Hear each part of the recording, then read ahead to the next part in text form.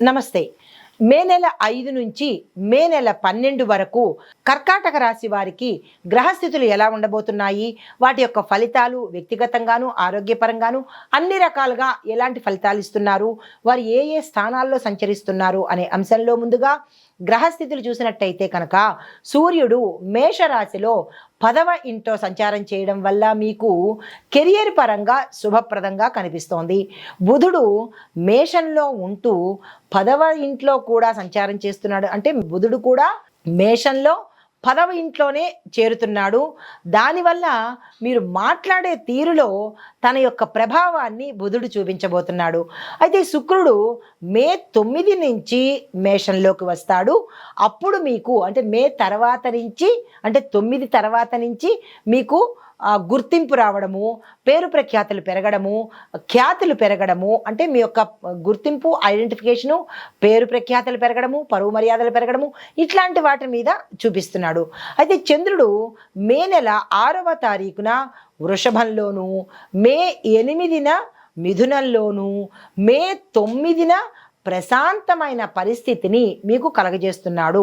అంటే ప్రతి 2.5 రోజులకు ఒకసారి 2 రోజులకు ఒకసారి చంద్రుడు తన స్థానాన్ని మార్చుకుంటున్నాడు. కాబట్టి తన స్థానం మారినప్పుడల్లా మీకు తన యొక్క ప్రభావాన్ని చూపించబోతున్నాడు. అయితే శని మీనరాశిలో 9వ ఇంట్లో తన సంచారం చేస్తున్నాడు.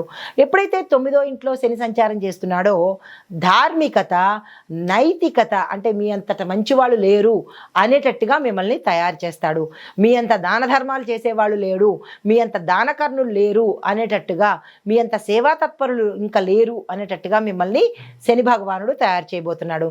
తరువాత గురువు వృషభంలో సంచారం చేయడం వల్ల వృషభంలోను 11వ స్థితిలో అంటే 11వ స్థానంలో సంచారం చేస్తూ ఉండడం వల్ల ఆర్థికంగా మీకు అంటే ధనపరంగా విశేషమైన లాభాలు వచ్చేటట్టుగా గోచరిస్తోంది.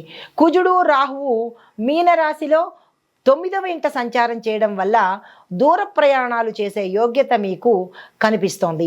కేతువు కన్యాలోనే అంటే తన కన్యారాశిలోనే 3వ ఇంట్లో సంచారం చేస్తూ ఉండడం వల్ల కమ్యూనికేషన్ మీకు చాలా బలంగా ఉంటుంది.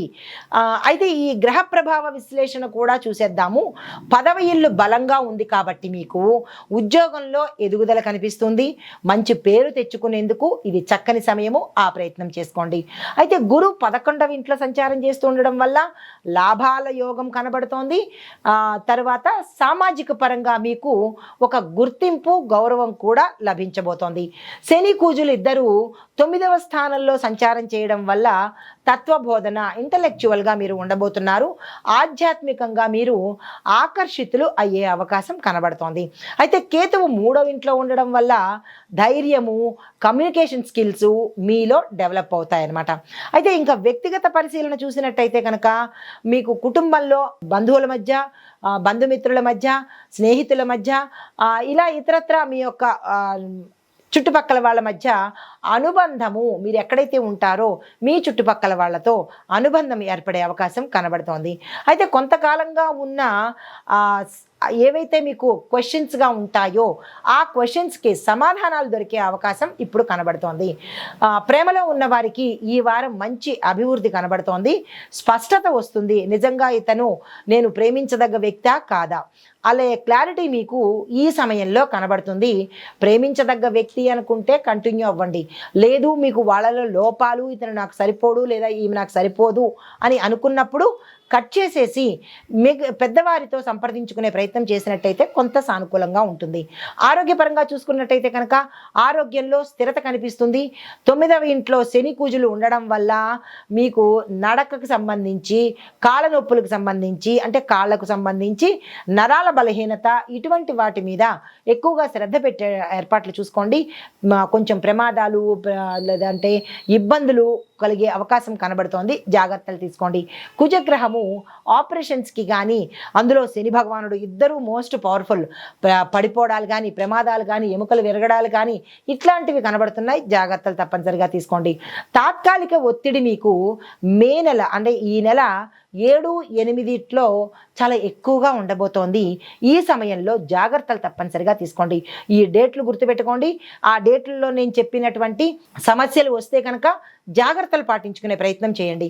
అయితే ఆర్థిక పరంగా ఎలా ఉండబోతోంది అంటే కనుక గురు ప్రభావంతో మంచి ఆదాయ మార్గాలు, డబ్బులు వచ్చే విధానాలు మీకు కనబడబోతున్నాయి. కొత్త పెట్టుబడులకు వ్యాపారస్తులకు కానీ లేదా ఉద్యోగస్తులు కానీ కుటుంబ సభ్యులు కానీ చిన్న చిన్న సేవింగ్స్ ఏమైనా చేసుకోవాలన్నా, పెట్టుబడులు పెట్టాలన్నా, షేర్స్లో పెట్టుకోవాలన్నా ఇది కరెక్ట్ సమయము. ఆ ప్రయత్నాలు తప్పనిసరిగా చేసుకోండి. కానీ మే 6 తర్వాత చాలా జాగ్రత్తగా గుర్తుపెట్టుకోండి. మే 6 తర్వాత మీకు ఖర్చులు, అనుకోని ఖర్చులు, విపరీతమైన ఖర్చులు పెరిగే అవకాశం ఉంది. దాన్ని మీరు నియంత్రణ చేసుకోవాలి. కట్ చేసుకునే ప్రయత్నం చేసుకున్నట్టయితే కొంత వెసులుబాటు కనబడుతుంది. అయితే ఉద్యోగస్తులకు, వ్యాపారస్తులకు చూసుకున్నట్టయితే కనుక ఉద్యోగంలో ఉన్న వారికి మీ యొక్క సుపీరియర్స్ నుంచి మెచ్చుకోలు, తర్వాత శుభవార్తలు వినడము, వాళ్ళు మిమ్మల్ని అప్రిషియేట్ చేయడము ఇలాంటివి గోచరిస్తున్నాయి. దశల వారీగా మీకు అభివృద్ధి అనేది గోచరిస్తోంది. స్టెప్ బై స్టెప్ మీరు డెవలప్ అవుతారు. అయితే వ్యాపారస్తులు చూసుకున్నట్టయితే కనుక సంఖ్యాతీతంగా ఆర్డర్లు వస్తాయి. అంటే మీరు ఊహించలేనటువంటి ఆర్డర్లు మీకు రాబోతున్నాయి. మరీ ముఖ్యంగా మే నెల 9వ తారీఖు నుంచి 11వ తారీఖు మధ్య మీకు ఇలాంటి ఆర్డర్లు వస్తాయి. ధనానికి సంబంధించినటువంటి ఏవైనా ఇండికేషన్స్ వస్తాయి. ఈ డేట్లు జాగ్రత్తగా గుర్తుపెట్టుకుని ఆ సమయంలో మీరు స్పందించే ప్రయత్నం చేసుకోండి. విద్యార్థులకు చూసుకున్నట్టయితే కనుక చదువు మీద ఆసక్తి పెరుగుతుంది. 9వ స్థానంలో శని భగవానుడు ఉండడం వల్ల ధ్యానం మీద ఎక్కువగా శ్రద్ధ పెట్టండి. పాఠాల మీద మీరు లోతైన అవగాహన తెచ్చుకోండి. మనం ఏం చదువుతున్నాము, ఏం చదవాలి అనే క్లారిటీని తెచ్చుకునే ప్రయత్నం చేసుకోండి. పోటీ పరీక్షల్లో ఎవరైనా వెళ్ళాలి అని అనుకుంటే కనుక ఇది చక్కని సమయము, అప్లై చేసుకోండి. తర్వాత ఓవరాల్గా పరిహారం చూసినట్టయితే సోమవారం నాడు ఈ రాశిలో ఉండే వారి పేరు మీద రుద్రాభిషేకం చేయించుకున్నట్టయితే కనుక కొంత వెసులుబాటు కనబడుతుంది. అయితే శనివారం నాడు నారికేళ అభిషేకం స్వామివారికి అంటే శివుడికి చేసే ప్రయత్నం చేసుకోండి. మీకు ఒక చిన్న మంత్రాన్ని ఇవ్వబోతున్నాను.